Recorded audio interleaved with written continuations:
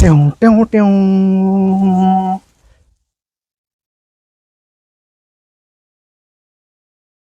होइन यो केटा किन दिउँसोभन्दा सुतेको छ ओ केटा उठ दिउँसोभन्दा सुत्छन्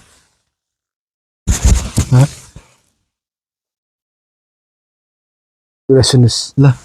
यसका कुरा सुतेको सुते गर्नुपर्छ इन्जोय गर्नुपर्छ रिल्याक्स गर्नुपर्छ आनन्दले खानुपर्छ धेरै तनाव गर्नुहुन्न भनेको होइन अनि म त सुत्छु मजाले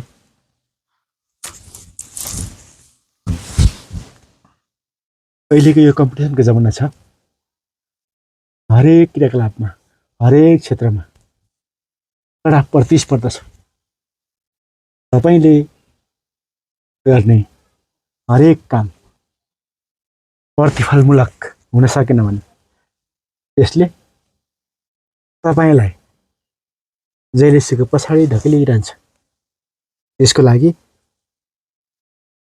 आफूले गर्ने हरेक कामहरुमा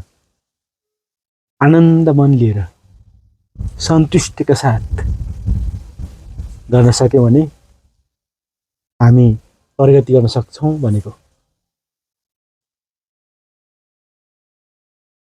ए हो त्यस्तो पो कुरा हो मैले भन्न खोजेको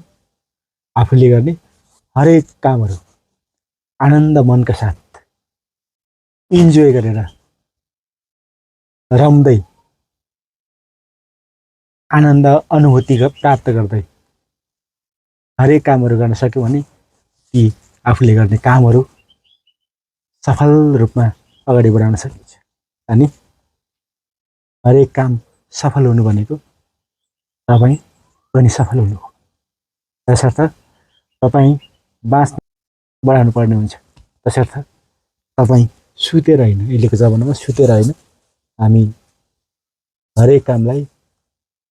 सफल तरिकाले अगाडि बढाउन सक्यौं भने हामी पक्कै पनि एक दिन सफल हुन्छौं कुरा बुझ्नु हो